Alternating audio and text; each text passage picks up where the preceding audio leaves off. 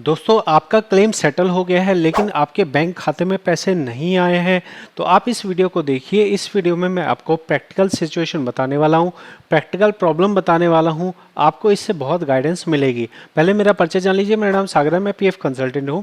ये पीएफ का best channel है और जो यहाँ मैं बताने जा रहा हूँ ये मैं कैसे बता सकता हूँ, इसलिए बता सकता हूँ क्योंकि मैं पीएफ का काम पिछले 5 सालों से करता आ रहा हूँ। आप समझिएगा कहानी क्या है। कहानी ये है कि जब आपका क्लेम पास हो जाता है, आपके पास सेटल होने का मैसेज आ गया, आपके पीएफ खाते से पैसे कट गए, आपकी पासबुक से पैसे कट चुके हैं, उसके बाद भी आपके खाते के अंदर पैसे आने में टाइम लगता है। कितना टाइम लग सकता है? आमतौर पे ये जो पैसे हैं ये 1 दिन से 3 दिन का टाइम लगा सकते हैं।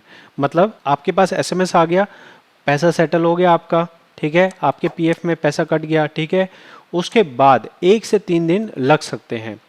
अगर इसी बीच शनिवार, सैटरडे, संडे है, कोई हॉलीडे है, तो इन दिनों के बीच में आपका क्लेम पास मतलब आपके पैसे नहीं आते, फिर ये 3 दिनों को आप और ज़्यादा बढ़ा लीजिए। लेकिन अगर ऐसी स्थिति है जहाँ पे 3 दिन हो गए, 4 दिन हो गए, 10 दिन हो गए, उसके बाद भी आपके पैसे नहीं आए, तब आप क्या कर सकते हैं? पहले मैं आपको एक प्रैक्टिकल सिचुएशन दिखा रहा हूँ जो कि आज है 22 जून। हम ये बात कर रहे हैं 22 जून को। हम ये क्यों 22 जून को बात कर रहे हैं? हम ये 22 जून को इसलिए बात कर रहे हैं क्योंकि यहाँ पे मेरे को 2 एसएमएस इसी तरह के आए हैं जहाँ पे एक ही तारीख बताई गई है कि हमारा 12 तारीख को सेटल हुआ है और हमारा जो है क्लेम सेटल दिखा रहा है, पीएफ में पैसे कट गए लेकिन हमारे बैंक में पैसे नहीं आए। तो ये क्या स्थिति हो सकती है? इस स्थिति को मैं आपको समझा देता हूँ। देखिए, कई बार किसी खास पीएफ ऑफिस के अंदर इस तरह की समस्या आती है जहाँ पे पीएफ ऑफिस, उस खास पीएफ ऑफिस के अंदर क्लेम पास हो चुके हैं लेकिन किसी खास वजह से जो वहाँ का कैश सेक्शन है वो आपके फंड्स को रिलीज़ नहीं कर पा रहा है। तो आपको शुरुआत में ही पैनिक नहीं हो जाना है। आपको 1 से 3 दिन का वेट करना है। 90% सिचुएशन में मैंने देखा है कि आपके पैसे शाम के बाद ही आते हैं, मतलब शाम से रात के बीच में आते हैं। दिन में मैंने जितना मेरा अनुभव है, दिल्ली की बात कर रहा हूँ, दिल्ली में जनरली रात के अंदर पैसे आते हैं।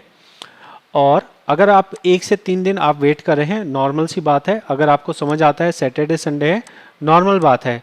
लेकिन अगर 3 दिन के बाद 3 दिन से ऊपर हो गए, सैटरडे संडे भी नहीं है, तो आप अधिकतम 10 दिन का वेट कीजिए। अगर 10 दिन के बाद भी आपके पैसे नहीं आए तो अब आपको जांच करने की ज़रूरत है। सबसे पहली जांच ये कीजिए कि क्या आपने तो कुछ गलती नहीं की है। आपकी तरफ से क्या गलती हो सकती है? आपकी तरफ से सिर्फ एक गलती हो सकती है। कौन सी गलती है वो?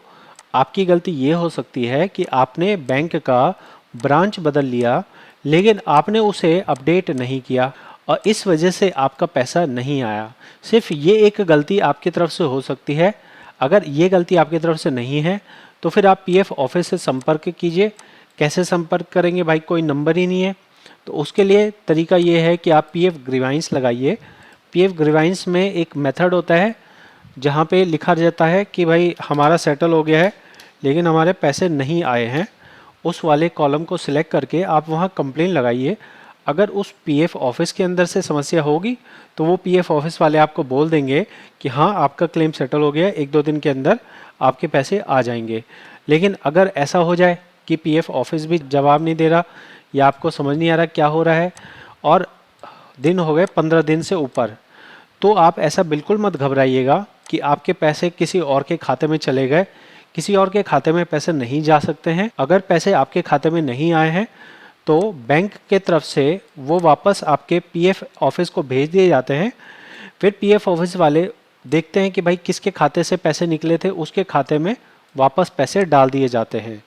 तो आपको घबराने जैसा नहीं है। अगर आपका कुछ खराब हो ही गया है, तकनीकी वजह से माना जाए या फिर आपके बैंक के ब्रांच के बदलने से माना जाए, दोनों स्थिति में आपको क्या होगा? पैसे का नुकसान नहीं होगा। बस सरदर्दी ये हो गई, पैसा वापस चला जाएगा, फिर आपको दोबारा क्लेम करना पड़ेगा। और बाय चांस अगर ये फॉर्म 1910 हुआ तो आप 1910 दोबारा, मतलब 10 तो आप दोबारा भर नहीं पाएंगे, 19 आप दोबारा भर सकते हैं और ऑलरेडी सेटल्ड करके एरर आएगा।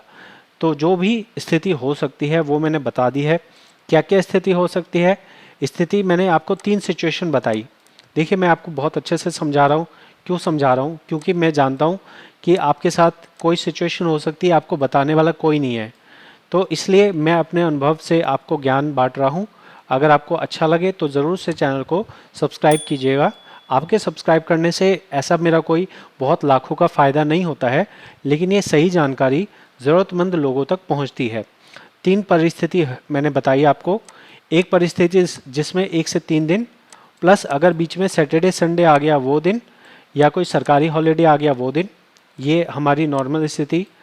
उसके बाद की स्थिति ये है कि किसी खास पीएफ ऑफिस में कोई समस्या आ रही है जिसकी वजह से आपका फंड रिलीज़ नहीं हुआ, ये वाली प्रॉब्लम। इसमें क्या करना है, इसमें भी वेट करना है।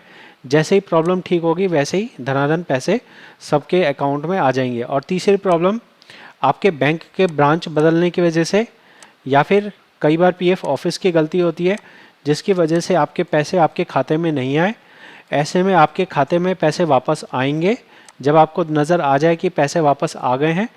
उसके बाद आपको दोबारा फॉर्म अप्लाई करना पड़ेगा। तो ये 3 सिचुएशन थी जो मैंने आपको बता दी है। इससे बाहर मेरी जानकारी में जितनी मेरी समझ है, इससे बाहर नहीं होता है। यही 3 परिस्थिति हो सकती है जितना मैं समझता हूँ।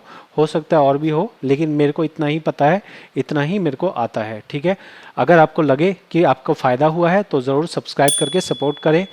अगर कंसल्ट करना हो या फिर फॉर्म फाइलिंग करवानी हो, आप करवा सकते हैं। अभी इनकम टैक्स का सीज़न चल रहा है, अगर आईटीआर भरवानी हो या जीएसटी रजिस्ट्रेशन या पीएफईएसआई रजिस्ट्रेशन करवाना हो तो एज ए बिज़नेस हम सर्विस देते हैं।